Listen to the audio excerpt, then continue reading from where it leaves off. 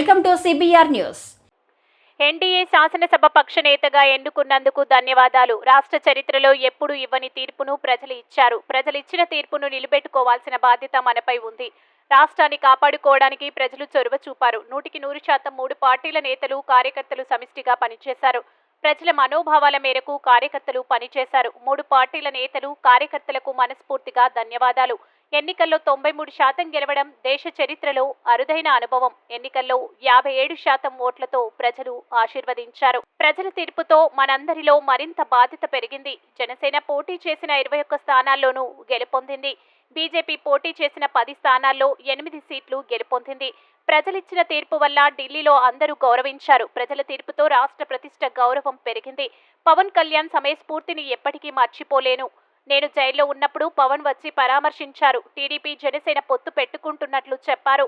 BJP, TDP, Janasena కలిసి పోటీ చేస్తాయని చెప్పారు. రాష్ట్ర ప్రయోజనాల దృష్ట్యా బీజేపీ, టీడీపీ, జనసేన పొత్తు పెట్టుకుంది. ఎలాంటి పొరపచ్చలు లేకుండా కలిసి పనిచేశాం. రాష్ట్ర అభివృద్ధి కోసం కేంద్ర సహకారం అవసరం. రాష్ట్రానికి పూర్తిగా సహకరిస్తామని కేంద్ర నేతలు చెప్పారు.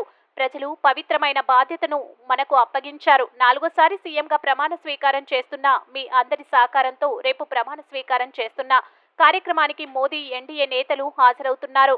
సమిష్టిగా ప్రజల రుణం తీర్చుకునే సమయం ఆసన్నమైంది. 14 ఏళ్లు సీఎంగా, 15 ఏళ్లు ప్రతిపక్ష నేతగా ఉన్న ప్రతి సంక్షోభాన్ని అవకాశంగా మలుచుకొని ముందుకెళ్తాం.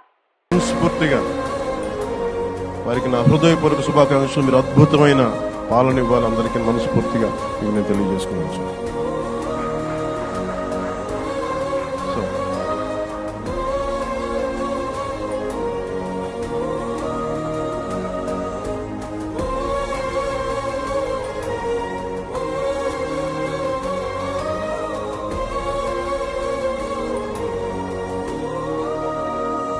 జైల్లో ఉన్నప్పుడు వచ్చాడు.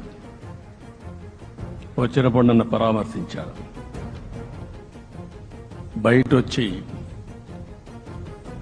ఈ రాష్ట్రం అంత మునుపు చెప్పినా, అంత మునుపు అనేక సందర్భాల్లో ప్రభుత్వ వ్యతిరేక ఓటు చేయకూడదని చెప్పారు. కానీ నన్ను చూసి బయటికి వెళ్ళిన తర్వాత ఈరోజు తెలుగుదేశం, జనసేన పొత్తు పెట్టుకుంటున్నామని చెప్పిన మొదటి వ్యక్తి పవన్ కళ్యాణ్ గారు. అప్పటికే బీజేపీతో పొత్తుంది.